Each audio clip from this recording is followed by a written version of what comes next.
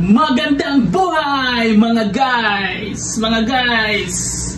Muli po tayong magbabalik sa content natin ng Levi's 501. So, may nakuha po akong bagong Levi's 501 na galing ng Namshi. So, i-unpack po natin. So, ito po siya. Galing ng Namshi. Yan. Galing ng Namshi, baliktad. Levi's 501 ito guys. Galing ng Namshi. Tingnan natin, sana original to.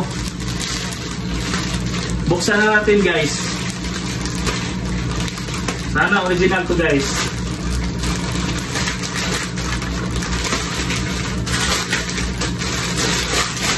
Yun. Mukhang original guys. Ayun. Sige. Ipagpatuloy na natin. Buksan ko na to ha. Ito guys. Ipagpatuloy na natin guys. Buksan na natin. Para masukat na natin. Dati guys, yung waistline ko ay 32 pa. Ngayon tumaba na ako kaya nag 34 na ako. So ito guys, 34 yung waistline natin. So tingnan natin ngayon guys kung original ba to o hindi.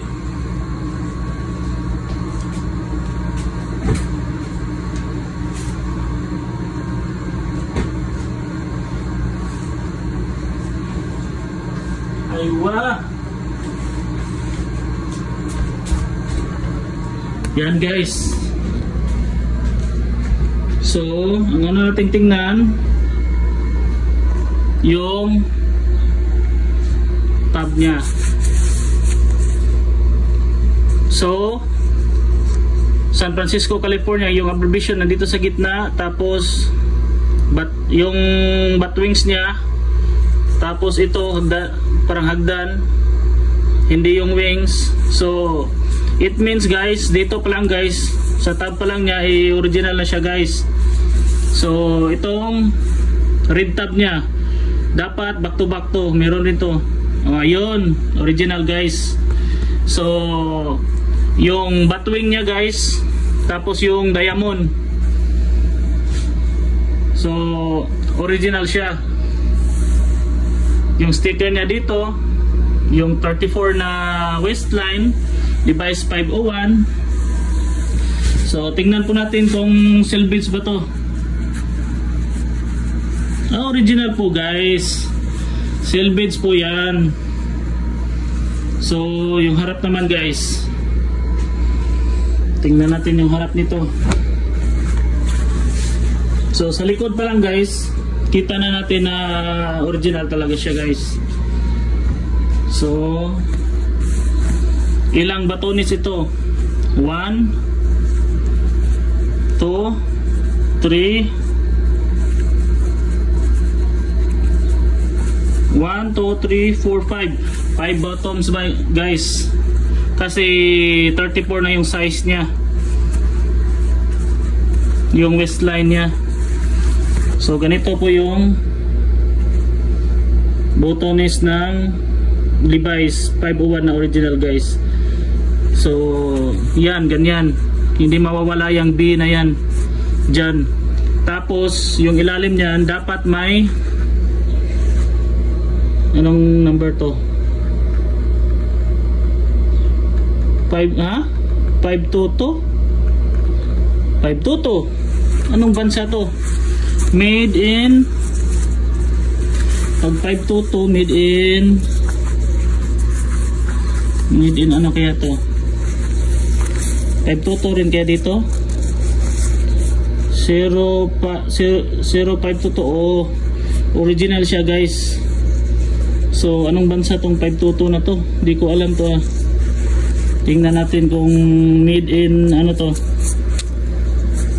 Dahil 522, titingnan ko pa to sa Googles natin guys kung anong bansa tong 522. Basta original siya guys, kasi nagtugma yung button niya guys, yung number dyan guys, yung 522 na yan guys, nandito yan sa tag niya, yun 522. So it means original siya guys, hindi siya fake guys. Tapos yung loob niyan, yun, saan ba yun? Saan ba yun? Yun, ito yung hinahanap ko sa packet niya sa loob. 501 1993 Street.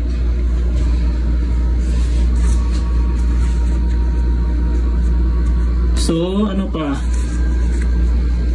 So it means guys, hindi po siya fake guys ha. Original po siya guys. Nakuha ko sa Namshi. Nabili ko lang to guys kasi nagsisale siya. Pag hindi to naka-sale guys, hindi ko talaga to bibilhin guys kasi sobrang mahal niya guys. Nasa 500 to guys. Real pag hindi naka-sale. Ngayon nagsisale sila, hindi may list kaya kinuha ko na. So nakikita nyo naman yung mga previous na Levi's 501 ko na content, di ba? So Levi's 501 1993 Street crop. So ito na guys, original siya guys. Pag mag-sale ulit yung Namshi guys ng Levi's 501 guys, kukuha ulit ako pag magustuhan ko yung kulay, tapos yung size pag available ng 34 na size, so kukuha ulit ako. So ito lang guys, hindi ko pa alam kung anong bansa to, made in 522. Isi-search ko pa to sa Google kung anong lugar tong 522 na to. Wala, hindi nakalagay dito eh. Ano kaya to? Made in, ito na, sus guys, 522 made in Vietnam. Yun, kaya pala nagtaka ako bakit 522 yung kuan. So yung Levi's guys, may factory sila sa Vietnam. Yung code nila doon is 522. Lahat ng 522 guys na code guys is made in Vietnam yan guys. Pag ibang number guys, depende yan sa factory kung saang bansa. Kasi yung mga factory guys, may mga code yan ng Levi's. Kaya kung walang ganito guys, walang number ng batones niya guys sa main button, so it means fake yun guys. Hindi mo malalaman kung saan galing guys. Made kung gaya nito, nakita nyo made in Vietnam, 522 yung factory number niya guys. So di ko na patatagalin guys. See you in our next vlog. Babush!